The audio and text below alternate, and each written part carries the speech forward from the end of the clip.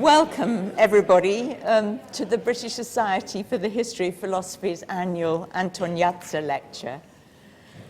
This lecture is named for the great Leibniz scholar Maria Rosa Antognazza, who, until her tragically early death last year, was the chair of the British Society for the History of Philosophy. We're extremely fortunate to be able to hold the lecture this year in Edinburgh, in this magnificent space. And on behalf of the Society, I'd like to begin by thanking Fedor Benovich for making this possible. Thank you, Fedor, and for all the work you've done. Our lecturer today is Pauline Kleingeld, who is Professor of Ethics and its History at the University of Groningen. Professor Kleingeld is a leading historian of philosophy and a really brilliant and innovative reader of Kant. Kant, as you know, is often criticized for the racist and sexist and colonialist views that he sometimes expressed. But Professor Kleingeld has shown us how in the 1790s he changed his ideas and he developed a fully egalitarian cosmopolitan outlook, which can be helpful to us today. She's developed this interpretation in many influential papers, including Kant's Second Thoughts on Race, and in a groundbreaking monograph on Kant and cosmopolitanism, which I happen to have here. Pauline Kleingeld's work has won her many awards and honors. Locally, for example, she's a corresponding fellow of the British Academy.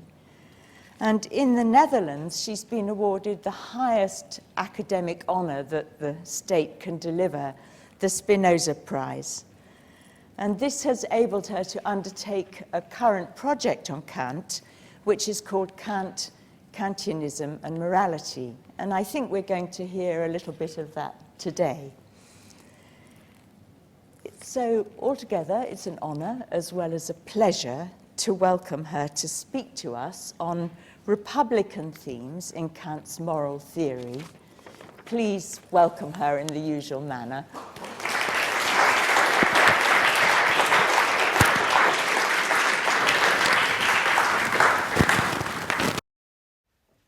Thank you so much for your kind introduction, and it really is a great honor to give this year's Antognazza lecture. In one of her articles, Maria Rosa Antognazza writes that doing history of philosophy is, and I quote her, a way of thinking outside the box of current philosophical orthodoxies.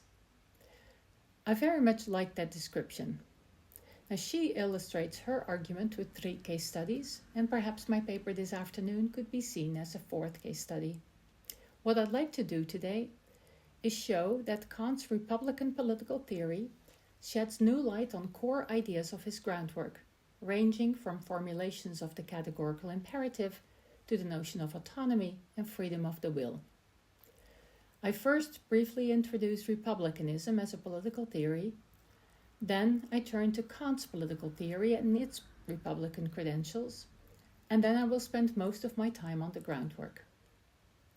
Now, because the sound did not record properly during the first 10 minutes of my presentation, I have re-recorded the beginning, which is why my gestures don't always match my words during the first 10 minutes. So I start by saying a few things about republicanism in general. Interest in the republican tradition of legal and political theory has been resurging over the past decades, thanks largely to seminal work by Quentin Skinner and Philip Pettit. The best way to explain what republicanism is, as a political theory, is to focus on its conception of freedom, since the republican views on the role of the state derive from its conception of freedom. Conceived negatively, that is in terms of the absence of something, republican freedom consists in non-domination or independence, or not having a master. Freedom consists in not being under the unilateral power of another. Positively conceived, freedom consists in being your own master, living under your own laws. Slavery serves as the paradigmatic illustration. An enslaved person is subject to the jurisdiction of a master. This master has unilateral power and uses the slave at his own discretion. The enslaved person is unfree regardless of whether the master happens to make use of them. If the master leaves them alone, that does not mean they are free, since the master still has the power over them and may change his mind at any point. Thus, unfreedom doesn't really consist in not being constrained or not being interfered with, as many in the tradition of liberalism would have it. Rather, unfreedom consists in being subject to constraints and interferences that are imposed unilaterally on you by others. If others have the power to bind you, then your freedom requires that you have a similar power to bind them. Freedom and equality are two sides of one Republican coin. Those in the Republican tradition typically hold that genuine freedom and equality can be secured only under the rule of law in a republic, a commonwealth, a Gemeinwesen in German. The Republican tradition includes different schools of thought, though, as to which political institutions are required to realize and secure freedom. Some say that freedom requires the dispersal of power in a system of checks and balances. Others say that freedom requires self-legislation by the citizens. But they all agree in seeing freedom as independence from being subject to the arbitrary, discretionary power of another, and that freedom requires the rule of law. Note that the Republican ideal of freedom and equality among citizens has historically often been combined with the denial of citizenship status, partly or fully, to the vast majority of people who live in a particular republic. Children, women, enslaved persons, colonized peoples, Jews, foreign residents, certain racialized groups, and economically dependent males are some of the groups who were regularly excluded from full citizenship status, with many individuals falling under several of these categories simultaneously, of course, since these categories intersect. Although Kant is still quite often interpreted as a liberal who sees freedom as a matter of non-interference and choice, there is increasing recognition that Kant's legal and political theory stands in this Republican tradition. The person who has been most influential in this regard is Arthur Ripstein, with his book Force and Freedom, published 15 years ago.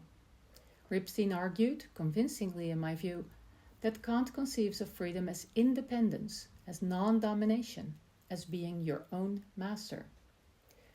In the Metaphysics of Morals, for example, from 1797, Kant describes freedom in good Republican fashion as, I quote, the independence from being compelled by the arbitrary choice of another, end quote. Kant argues that the only way for citizens to be genuinely free is for them to unite and subject themselves to jointly self-given laws. On this point, Kant agrees with Rousseau belonging to that school of republicanism according to which the most important thing is citizens' self-legislation, since, that is the idea, if citizens give themselves the laws, they're not under the power of another. Against Rousseau, however, Kant argues that collective self-legislation should take place via a representative system rather than in a direct democracy. In a direct democracy, Kant argued, it is impossible to institutionalize a proper separation of powers, because citizens would simultaneously wear both legislative and executive or judicial hats. On Kant's view, the active citizens, that is, socio-economically independent males with voting rights, should elect representatives and legislate via their elected delegates. So by combining the separation of powers with the idea of citizen self-legislation, Kant combines elements from both Republican schools of thought. In the Metaphysics of Morals, Kant writes that this political system, which he calls a pure republic, is the only constitution that accords with right. End quote. I want to move to something completely different, because in this talk I want to focus on Kant's earlier political philosophy, as found in lectures on legal and political theory from 1784, lectures that you've probably never have heard of, because they're not well known. There are good reasons for that. Nobody's to blame for not using them or not knowing about them, but they're not well known. Kant taught this course on legal and political philosophy about 12 times, but we have only one student transcript. And that transcript is called the Feyerabend Lectures on Natural Law. Feyerabend is the name of the student who wrote it down, and Natural Law is the title of the course Kant taught. Now, why do I focus on these lectures, you may ask? Get this. It just so happens that this transcript is from the course that Kant taught in 1784 during the very semester when he was writing down the groundwork. So he was working on the groundwork, say in the afternoon, I don't actually know, teaching political theory in the morning, okay? How cool is that? How cool is it that we have a transcript from, if you have to have one transcript, this is the one you want. Now the groundwork is replete with legal terminology and political analogies. Think of universal law, right? Formula of universal law. Autonomy, freedom, they're all political terms and so on. And there are heated debates in Kant scholarship about the meaning of these terms and what the role they play in Kant's work. And so I thought it would be worth looking at the groundwork in light of these lectures.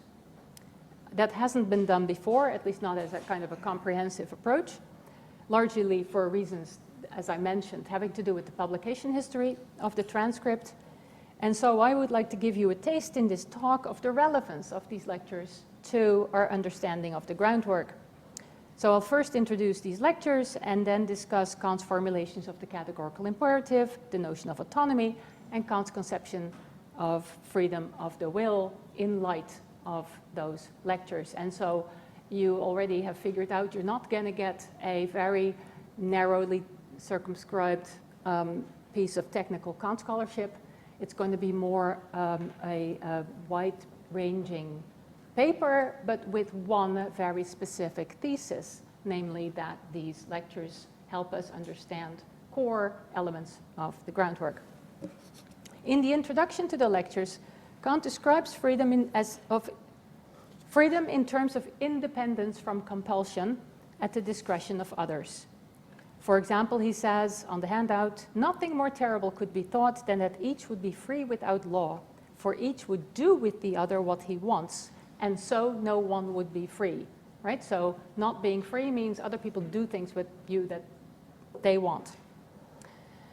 So Kant describes unfreedom in terms of others doing with you what they want. And Kant also says if a being is not free, then it is in the hand of another, right? Slavery metaphor. Thus, a mere means. Also, we see Kant here asserting that freedom without law is really impossible. Freedom requires the rule of law.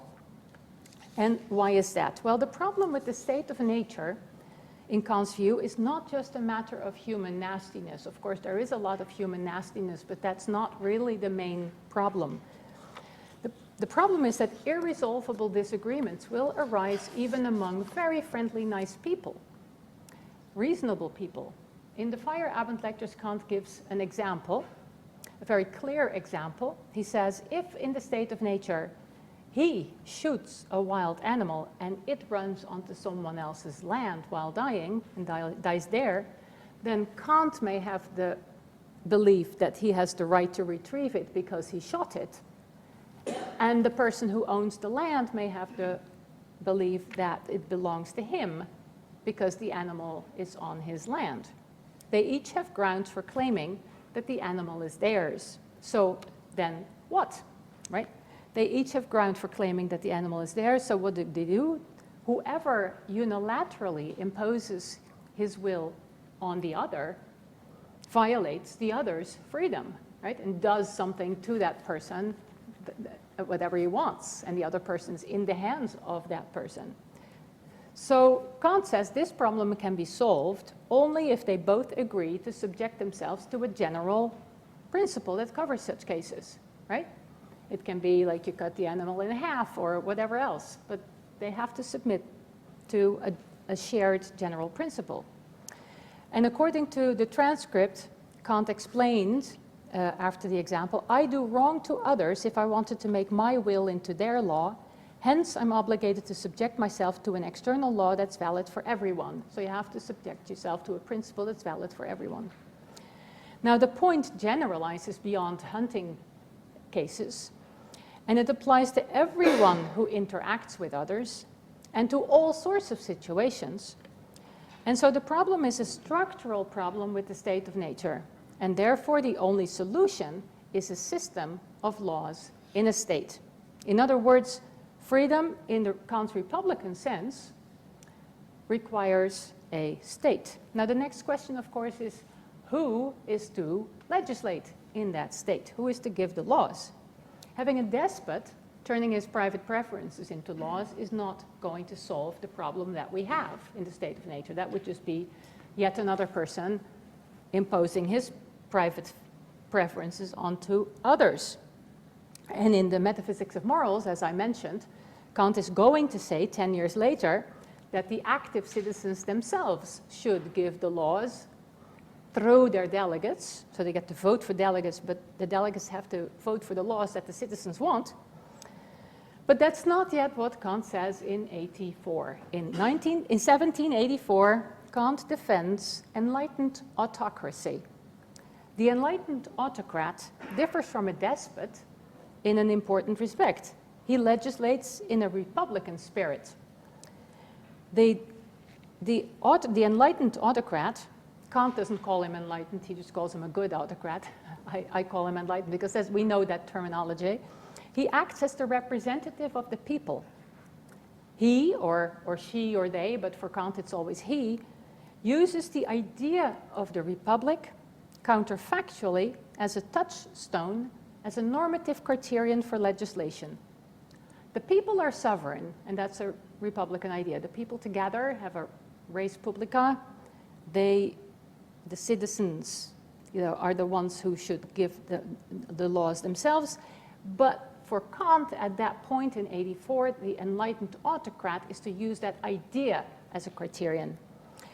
So the enlightened ruler represents the people and gives only those laws to the people that the people could give themselves. That's how Kant phrases it. Kant reportedly said, quote, one must examine whether the law could have arisen from the agreement of all. If so, then the law is right. Kant defends a similar, there are many quotations where he says this, one also in published work, and I like to give one from published work because, you never know whether the student understood Kant, but all indications are that he did. And here's one example from What is Enlightenment? Kant said, the touchstone of whatever can be decided upon a law for a people lies in the question whether a people could impose such a law upon itself. End quote. So the enlightened autocrat uses the idea of popular sovereignty and popular and citizen self-legislation as a normative constraint on his autocratic legislation. And that's why he's not a despot. Now then the question, of course, becomes how does this enlightened autocrat figure out whether the people as a whole could impose a certain law on itself? And here is Kant's answer. Again, this is one of many possible quotes, but I like this one because it's particularly clear. This is actually from Kant's lecture notes. All laws of the highest ruler must originate as if from common agreement, namely they should not necessarily contradict it. If laws are possible only on the basis of a private choice, one against all, they are despotic. Kant here suggests that a ruler should check whether a candidate law contradicts the idea of the agreement of the people. The highest normative principle governing legislation is, quote, the agreement of private freedom with the general freedom, or the universal freedom, depending on how you want to translate allgemein. In the Feyerabend lectures, Kant gives the example of a law that imposes taxes on all merchants except the ruler's personal favorites. That law violates the criterion he suggests because the ruler's private choice, the exception for his friends, contradicts the general principle. This normative criterion for positive legislation is a constitutional law, right? That's how it functions. This normative criteria functions as an unwritten constitutional principle for positive legislation by the autocrat. And according to Kant, this principle is an a priori principle of reason. This is the time of before written constitutions, natural law theory. Kant is sort of speaking as a natural law theorist here, although he doesn't like the term natural law, and he would say rational law. But the idea is this principle is an a priori rational principle. Nowhere in his lectures does Kant argue that the legislator ought to be elected by the people. In fact, he specifically remarks that it is not necessary that the people actually do consent or would consent to specific laws if asked. The only requirement is that they could consent to a law. Now, during the 90s, as you can infer from what I said earlier, Kant gradually moves to the position that he defends in the Metaphysics of Morals, the position that the citizens should actually legislate through their elected delegates. And it's not so difficult to see why he might have seen that as a better position. And also, of course, there were lots of historical developments, including the French Revolution. But if we talk about the kind of ideas that the Kant defended in '84, you see that this enlightened autocrat is still unilaterally imposing laws on the people, because even if he limits his choice to the set of laws that the people could give themselves, he still decides which of those he's going to take. So I think we can see why Kant would move towards active citizen legislation. But I just want to say that is not the position we find in 1784.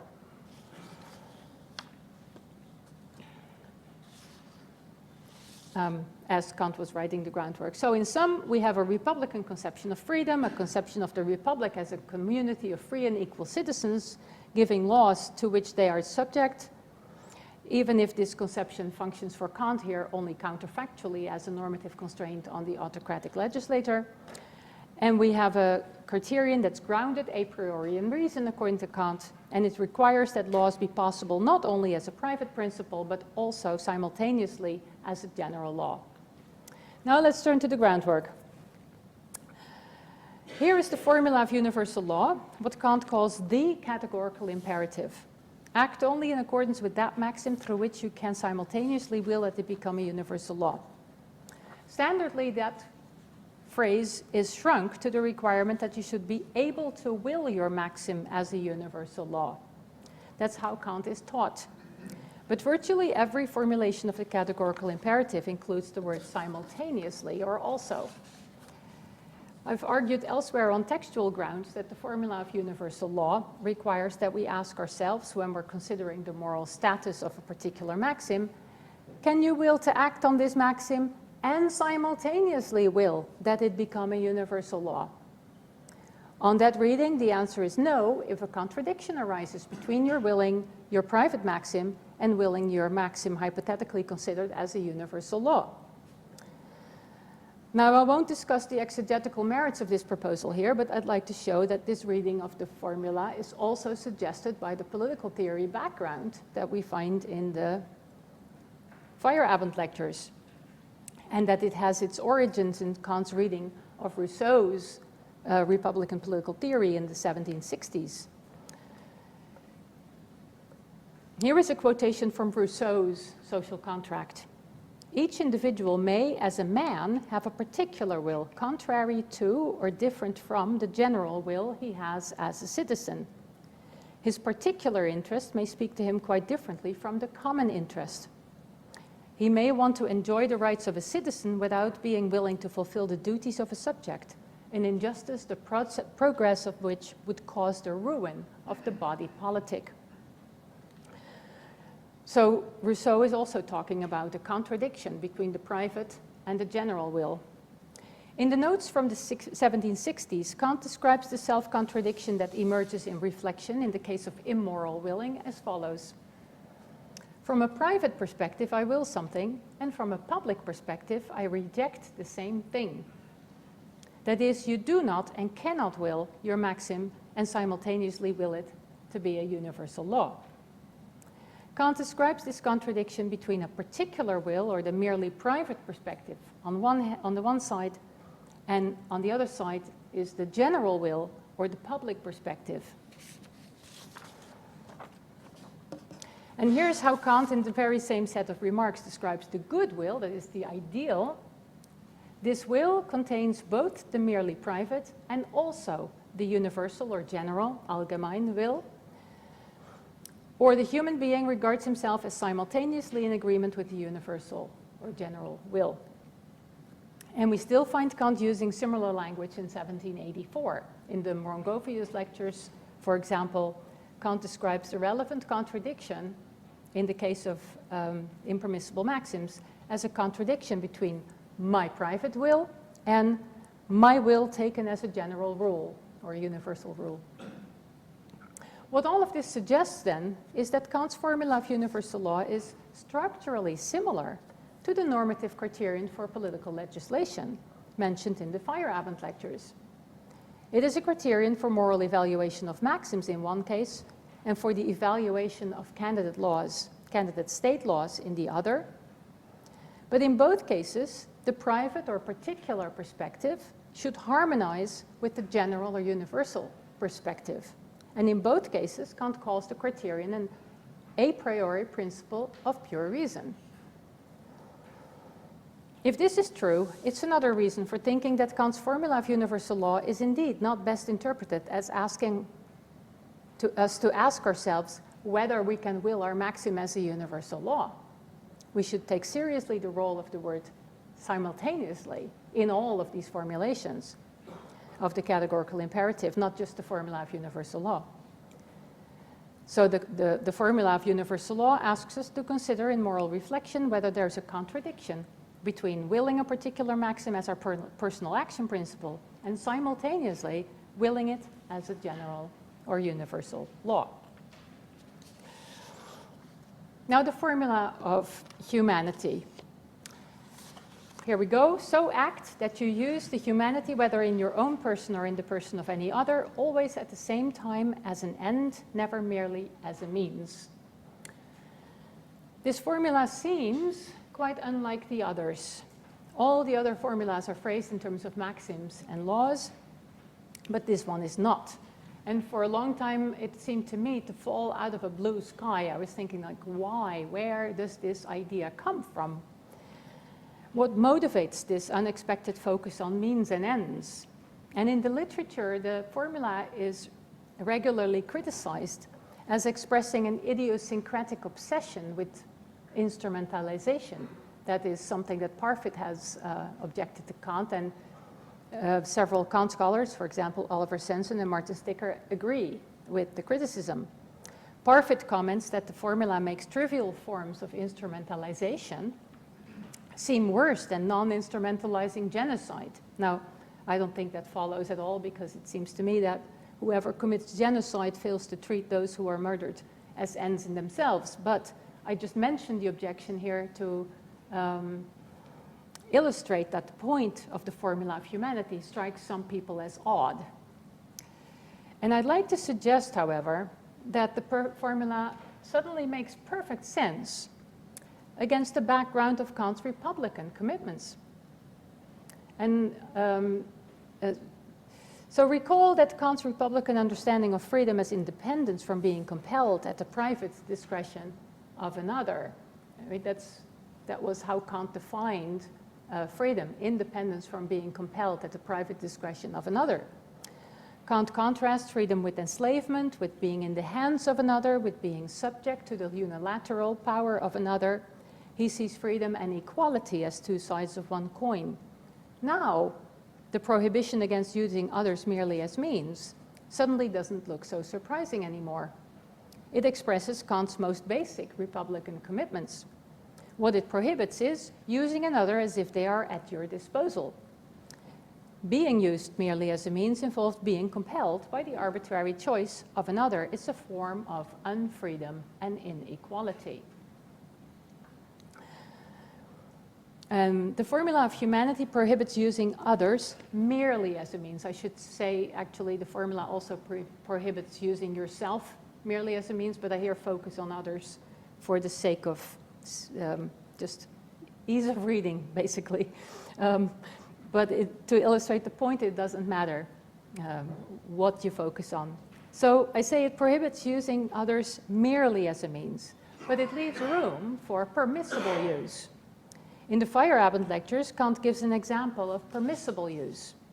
An example from his own life at the time. Kant used a mason as a means to add a seminar room to his house, and the mason used Kant as a source of money. And this happened with mutual agreement. Neither Kant nor the mason used the other at their discretion. They made their use of each other conditional on the other's actual consent and genuine consent to being used in the manner proposed. So the requirement that you make your use of others conditional as a matter of moral principle on their genuine consent expresses, and that is how I read the formula of humanity, and that expresses Kant's core republican commitments. Your use of others is not up to you. They're not the tools that you can use at your discretion. So again, I think it helps to read the formula, at least it helped me, to read the formula against the background of Kant's republican commitments. Now, I do need to add a comment here to avoid a possible misunderstanding, and that is that the formula condemns the use of human beings, Menschheit and humanity, merely as a means, but nevertheless, there's clear evidence that Kant, during the 1780s, defended race-based slavery with the hierarchical account of 4 different so-called races. And he justified slavery by reference to alleged deficits in the intellectual and agential capacities of all so-called races except whites. Now, I've argued that Kant changed his view on the matter later, but I here just want to stress that it is important to recognize, not only as a matter of historical accuracy, but also because it is important for us to think through the implications of this fact, that around the time of the groundwork, Kant combined the prohibition on the use of others merely as means with a defense of doing just that in the case of some so-called races. In other words, we should not infer from the wording of the formula of humanity that Kant rejected race-based slavery, because we have abundant evidence that he did not at that time. Okay, now I turn to autonomy. It's often said that autonomy for Kant means that we give moral laws to ourselves, or even that we give the moral law to ourselves, because that evokes the idea that you put yourself under moral obligation by an act of will. Kant's theory of autonomy has been criticized as problematically voluntaristic, relativistic, or paradoxical. After all, if it seems that if you give a law to yourself, you can also revoke it. But that's not how we conceive of morality, and it's also not how Kant conceives of it. So it seems like an odd idea for Kant to defend. To avoid this problem, Kant scholars and Kantians have proposed non-literal readings of legislation, at least sometimes. Some offer an alternative way of understanding what is meant by legislation. For example, Andrews Reith redescribes legislation as letting yourself be guided by a principle, even if that principle already has normative force, so the principle as such is not self-legislated in an ordinary sense of legislation. Others, for example, Alan Wood, use the ordinary conception of legislation, but emphasize that Kant often uses expressions like as if and regarding as when discussing autonomy, although Wood believes that even regarding ourselves as giving moral laws or the moral law to ourselves remains problematic. And again, I believe, and would like to show you why I believe, that reading the Groundwork against the background of his political theory, Kant's political theory, is illuminating. Political legislators don't address their laws primarily to themselves. They legislate to all their subjects. And indeed, in the Groundwork, Kant doesn't actually say that we are or should be regarded as giving moral laws or the moral law to ourselves. The locution doesn't occur in a positive sense. There's a negative formulation, but Kant doesn't say it. And there are a few translations that make Kant say it in English, but not Jens's translation.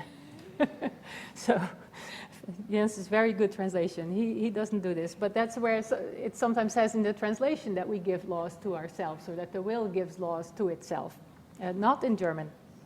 The first time the term autonomy is mentioned in the Groundwork, Kant is discussing the formula of autonomy.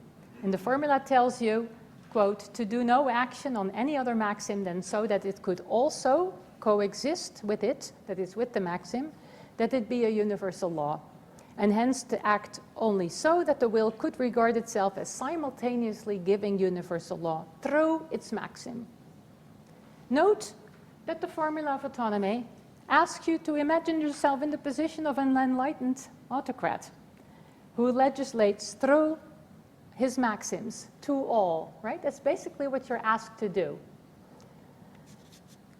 In another version of the formula of autonomy, Kant writes that you should, quote, act as if your maxim were to serve simultaneously as a universal law of all rational beings. Kant doesn't say that you need to take the actual preferences of others into account, let alone that you should engage in joint deliberation with others. You can do the whole exercise in your armchair, just as the enlightened autocrat need not consult his subjects. The formula of autonomy articulates a counterfactual criterion for the moral evaluation of maxims, and this criterion is structurally identical to the counterfactual criterion that the enlightened autocrat should use when legislating. Structurally similar, not literally similar. Note also that the formula of autonomy does not tell you to regard yourself as giving laws to yourself. It doesn't use that locution. Enlightened autocrats also don't address their laws primarily to themselves. Rather, you are to regard yourself as giving laws by yourself to all. The autos of autonomy indicates the source, not the primary target of the law. Compare automobile. It's not a thing that drives to itself.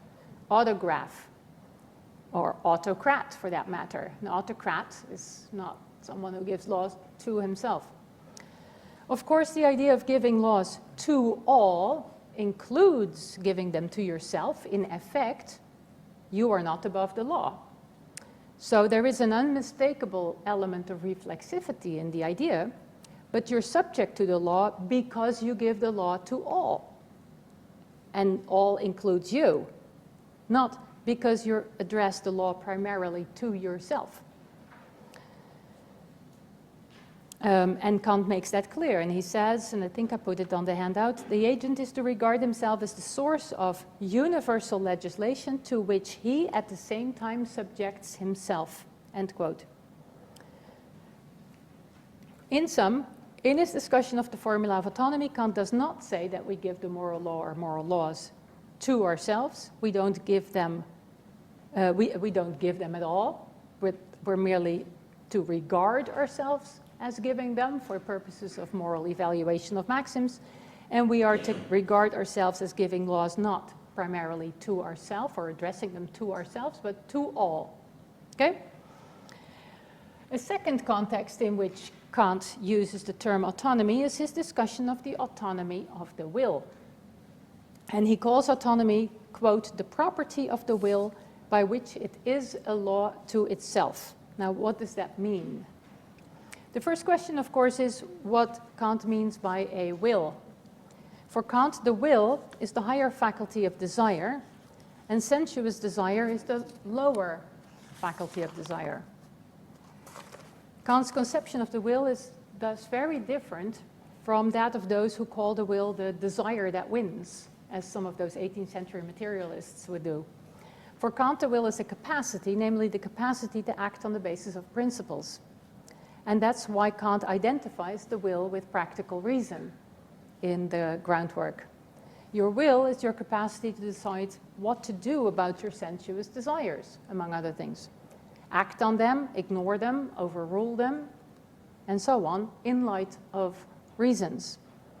This is why Kant also equates the will with practical reasoning. The question whether your will has autonomy is the question, or at least that's how I read it, the question whether your capacity of practical reasoning is merely a slave of your desires, or whether it is subject to its own law, in terms of which it can determine how to act. When discussing the formula of universal law, I mentioned that Kant sees the categorical imperative as an a priori principle of reason. But saying that the supreme principle of morality is an a priori principle of practical reason, and that the will is practical reason, comes down to saying that the supreme principle of morality is the will's own principle. Put differently, in being subject to moral obligation, the will is subject to its own law, its own a priori moral law. This law is not something that gains obligatory force by an act of legislation. It's an a priori principle, and Kant argues that point in Groundwork too. It's a purely rational principle. In this regard, its status is similar, again, to the constitutional law, of which Kant also says in the Feyerabend lectures that it is an a priori principle of reason. Now, because the supreme moral principle is a priori principle of reason, Kant's conception of autonomy of the will does not include the idea that the will can revoke the moral law, let alone that you, as a human being, can do so. Of course, a different question is what grounds we have for believing that it is an a priori principle, right? That's a big question. And Kant has an argument for that in Groundwork too. But here I'm merely discussing the conception of autonomy of the will, like what do we mean by it and what does Kant mean by it? And here I just want to say that what it means is best read in light of Kant's political theory of the time of the Groundwork. Now we get to free will, if I may. Okay. Kant's theory of freedom of the will has a terrible reputation. It's no exaggeration to say that Kant really is the black sheep of the free will debate. Everybody loves to hate Kant. The reason is that Kant combines three seemingly incompatible theses. Kant first defends natural determinism, and he extends it without any scruples to human behavior. He writes that we can in principle calculate, that's a quote, calculate a human being's future conduct with certainty, as in the case of a lunar and solar eclipse. And Kant was an astronomer. He knew how to do this. If we find ourselves unable to make accurate predictions, this is due to our epistemic limitations. Imagine that an irritating fly causes you to stop reading a book that would have changed your life if you had continued reading it. And then for me or you to predict your future behavior, we would need to know the movements of flies, right, among many other things. But the fact that making accurate prediction is often impossible doesn't mean that your behavior is not determined in accordance with natural causal laws, of course. the causal mechanisms are just a bit too complex for us. Anyway, Kant defends natural determinism. Second, Kant defends human freedom. In the very sentence in which he writes that we can calculate future human conduct, Kant also writes, and yet we maintain that the human being is free. We presuppose, he says, that every intentional action has free causality as its ground. And Kant says we presuppose this when we hold others and ourselves morally responsible for our actions. Yet third, Kant condemns the dominant strategy in the free will debate for reconciling freedom and determinism. And that dominant strategy is to define freedom not in opposition with determinism, but in opposition to constraint or coercion. And then freedom is compatible with determinism, because then we can say, well, all actions are deterministically caused, but some of those deterministically caused actions are free in the sense of not being constrained, and others are not. The prisoner is not free to leave his cell, but you are free to get up and leave, or at least after this talk, because the constraints need not be physical, they may also be psychological. For reasons having to do with the possibility of moral imputation, Kant forcefully rejects this way of thinking about freedom. He calls it a freedom of a turnspit. And a turnspit is a metal rod above a fire for roasting meat, and the rod is made to turn, usually by a spring mechanism. And if you wind it up, the turnspit moves freely as long as nothing obstructs its movements. But no one would hold the turnspit morally responsible for turning. And similarly, if this is all the freedom we humans have, nobody could rightly hold us morally responsible for our actions either, if this is the only freedom we have. So in terms of the present day free will debate, Kant's position looks profoundly weird. He defends natural determinism, he defends freedom, and he attacks the standard strategy for making that work. And so you feel the irritation in the debate about the fact that a guy is so smart would hold such an obviously indefensible position. And so his theory is seen as, and I'm quoting some leading Kant scholars here, a mystery, utterly unacceptable, not just unacceptable, but utterly unacceptable, and an attempt to square the circle. But I would like to suggest, and I would like to hear what you think after the talk, that this mystery perhaps has a solution. Kant defends a different conception of freedom than people think. That is, to speak with Antognazza, he has a decidedly out-of-the-box conception of freedom of the will by our standards, by present-day standards, not by 18th century standards. And this possibility is not considered in the debate. Because in the free will debate, you have only two conceptions of freedom, either the incompatibilist, so-called incompatibilist conception where freedom is opposed to determinism, or the compatibilist conception where freedom is opposed to constraint. But Kant opposes freedom to dependence, slavery, domination, and that's different. So for Kant, the question whether the will is free concerns the relation between the will and desires. Is our will dominated by our desires, or can we determine ourselves to action independently from our desires? If we cannot act independently from what our desires dictate, and Kant also speaks of the despotism of desires in, I think that's a third critique, then moral responsibility is a phantasm, right? If we don't have that independence. And let's look at a few quotations. In the Critique of Pure Reason, Kant uses terminology that is verbatim identical to the definition of freedom as independence from being compelled by the arbitrary choice of another that we saw in the Metaphysics of Morals, so top page 1 of your handout.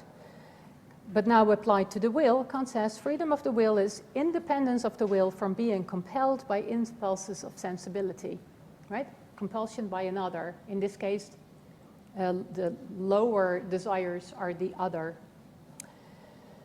And the will that can be determined independently of sensuous impulses, thus through motives that can be represented only by reason, is called a free will, says Kant. And again, independently is part of the description here. So I think Kant uses a republican notion of freedom. And there's another pertinent passage phrased in terms of the republican distinction between master and slave that I want to give you here. If in the use of our will we have regard only for our empirical happiness, then inclination reigns, a political analogy, determines the end, and reason is the slave who must provide the means.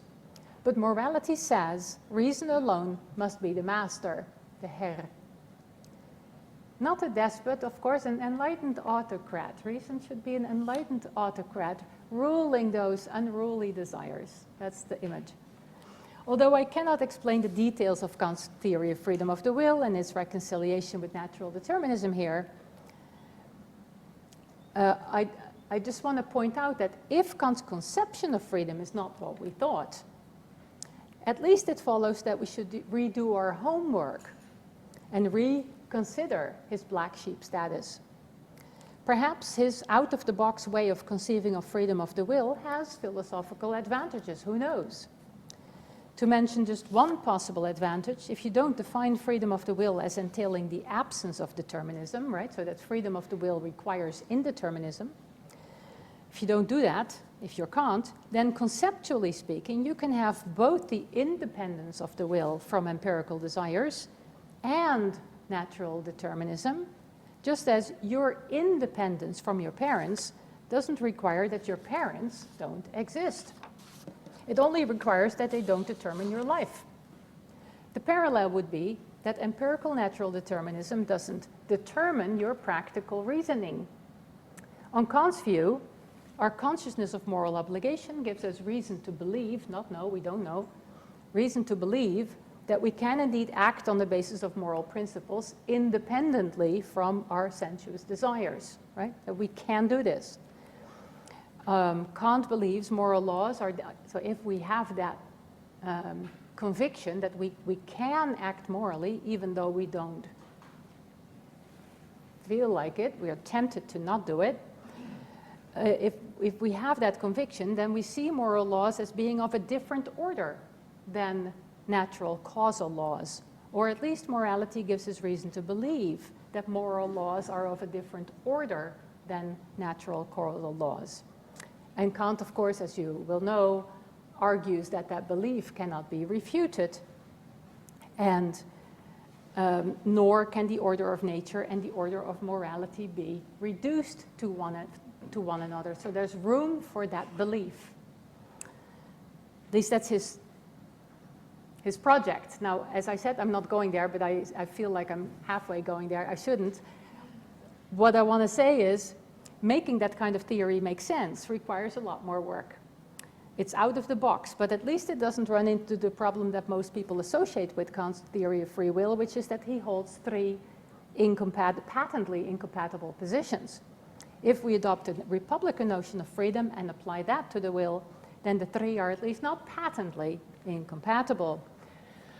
So my conclusion is that Kant's republican commitments, as we find them in the 1784 Feyerabend lectures, shed some interesting new light on core themes of Kant's moral theory as we find it in the 80s, in particular in the Groundwork. And I thank you for your attention.